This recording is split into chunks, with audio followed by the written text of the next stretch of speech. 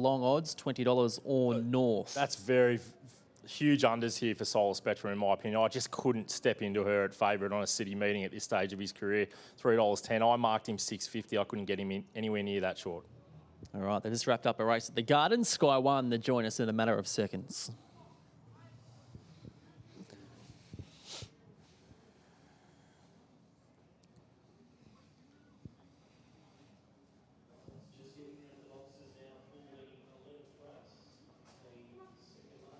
Thanks, Tim. Building up to the second last here on Maturity Night. And we've got a couple of favourites here that the boys are keen to take on, especially number 2, Solar Spectrum.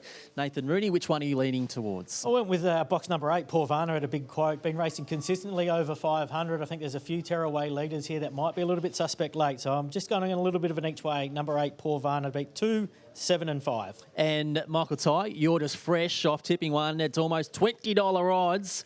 Who do you like here? Yeah, and with number 6, Lochinvar Thor, he kept up with Can You Talk Now for a long way at Bendigo, and Can You Talk Now franked that form last night, running 25.52, which is real slick at Geelong.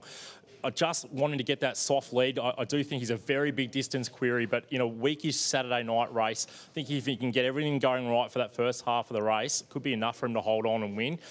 6, 4, 3 and 7. I just can't get Solar Spectrum anywhere near as short as it is. I'm willing to take him on at 3.10. I'd much rather be a bookie than a punter at that price, Chase. All right, here's James, race 11 here at the Meadows. So Lochinvar Thor, Solar Spectrum, 2 of the real genuine speed runners in this race, and they're now moving in. So runners are getting set now. They're loading up race number 11, second last on Maturity Night. A race with a fair amount of speed in 2 and 6 in particular. Set to go now, the 11th race, the field in. They're ready. And they're racing, and Lochinvar Thor away fast with Assassinator, and there's Poor Nimbus showing terrific burn. Poor Nimbus came over, will take the lead early from Solar Spectrum. Assassinator rails up third, a length and a half then to Lochinvar Thor, about 6 away, Paul Gregson, Paul Bennett, Paul Varner. Off the back, and Poor Nimbus slipped away, led by 3, Solar Spectrum, Assassinator. And then Lochinvar Thor clear to Paul Gregson, but Poor Nimbus doing it nicely. There's one danger, Solar Spectrum. Assassinator starts to pick up late, but Poor Nimbus away. Poor Nimbus, an easy winner by 3 lengths, Solar Spectrum, third Assassinator, and then Lochinvar Thor, who just gets the 4 ahead of Paul Gregson, then Paul Varner, Paul Bennett, the last one home, 30 and 16 the time. Well, there we have it. Poor Nimbus goes into the frame, and just before this race jumps, we got a text message from Mason Kaufman saying Poor Nimbus can hang off the fence. I think he's perfectly drawn. Too late, Mason. He wins the race. Solar Spectrum got in the sit behind him, but just didn't have enough strength to make any impression on the lead that Poor Nimbus had. And 30.11, his winning time. Well, one thing we've been touching on it a few times tonight, that these very, very honest provincial dogs that the Grenfells have, that they can take this form into town. They show a great forward pattern in some of these races that they've been at, the likes of Horsham and Geelong in the past.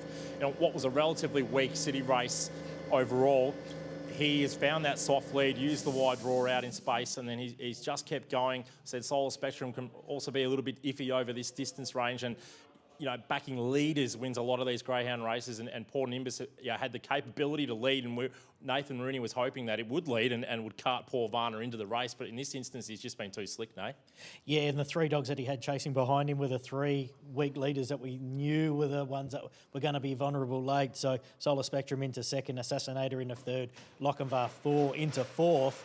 They were the ones we wanted to sit on and run past, but Poor Nimbus got the fly down the outside, had that good placing at Horsham last week, and that 485 at Horsham really tucks you up. So once it won the speed battle, and it can do that, we've seen it do it, you know, run 10.20 over the short, over the 410 at Horsham, only a few runs back. So I think that was a key factor. Got up, got outside of him, and then had almost the roadblock chasing it, because none of them were going to close off very strongly or any better than what he was, and he just got the advantage early. And Paul Varner couldn't quite get around. it was just caught in a little bit of no man's land with that speed, and Just having nonetheless, lots tonight with some of the wide brigade just sort Yeah, of caught out there. And it is typical of the wide brigade around Metropolitan Racing. It's very hard to get across, but poor Nimbus made easy work of it. There was a lot of pace underneath him, but he nailed the start, and Mason needs to give us the heads up a little bit earlier next time. I know, tell me about it. He's just followed up with got a timestamp on there. How's that? A few trumpet emojis. Oh, wow. Fair dinkum. Nothing like blowing your own Come on, trumpet. Mason.